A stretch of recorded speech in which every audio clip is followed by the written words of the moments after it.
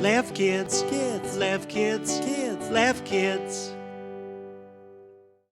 Hi, my name is Andrew Gallitzer, and I'm an artist, and I'm one of the teachers or instructors for the activities at Lev Kids project series for Purim. In this short sample class, I'm just going to show you a little taste of what my actual activity is like. If you like this class, make sure you go ahead and sign up for the Lev Kids Purim series so you can access so many more classes like these where we have all different kinds of activities, not just drawing, and so many incredible teachers. In this short class, I'm just going to teach you a little bit about how to draw something for Purim. And if you wanted to learn how to make something even cooler, this right here, then you should go ahead and check out the actual series that is part of the package. Let's get started with the sample. So this drawing right here that you see right in front of you, this is actually what we will be drawing in the series, in the full class for the Lev Kids Purim series. So if you like this drawing, go ahead and check out the full package to draw there. Let's draw just some hamantashen for today's sample class. In this sample class, make sure you have a blank piece of paper and a pencil. And we're just going to be making a small little card for Purim. So what you can do is you can take your paper and you could fold it in half. Fold it in half just along the edge, make sure it lines up, and then smooth it out. Just like that. Now we have a little card.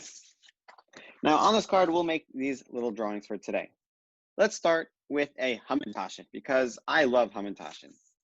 And if you see from the full class, we have hamantashen, and the shape of the outer shape is a like rounded out cornered triangle. It's like a triangle instead of corners at the end, they're curves. So we're gonna start off by just drawing two of these shapes. And you can draw them as big or as small as you want. I love hamantashen, so I'm gonna draw these quite big. That's gonna be my first hamantashen. It's gonna just be going straight up. Now I'll draw another hamantashen next to it, and this one I'll make it a little bit sideways. So you can turn hamantashen to be facing any way you want. And you can see I made them a little bit different shapes because hamantashen, I don't know why, but somehow whenever I make them, they come out in all different sizes and different shapes, even though I try to make them as neat and as orderly as I can. Okay, now we can add in my favorite part of the hamantashen, which is the filling. Now the filling goes on the inside, right on the inside.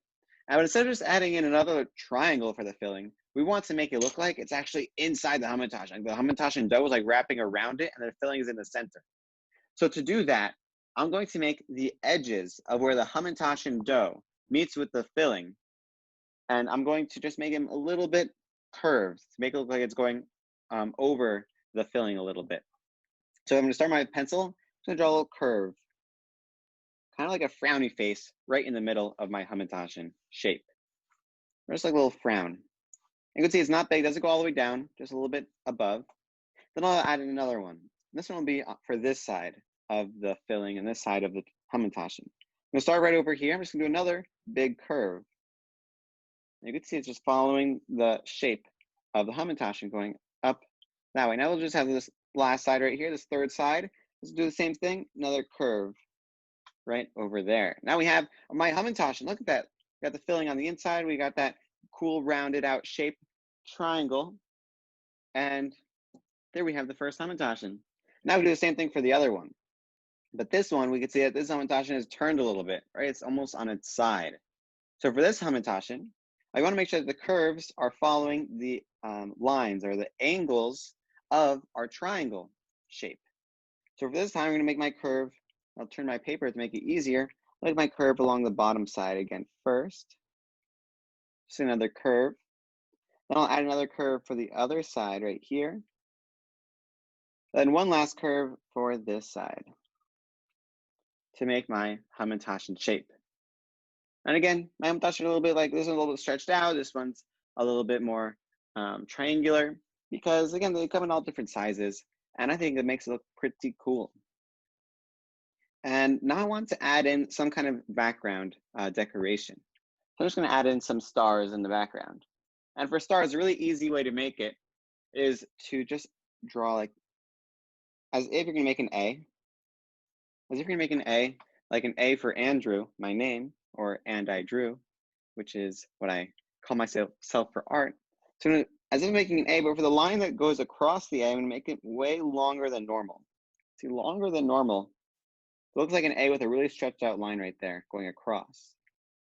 Now the last step for this A, to make this A into a star, is to take my pencil and connect this end of that line down to that corner, and the end of the other line to the other corner.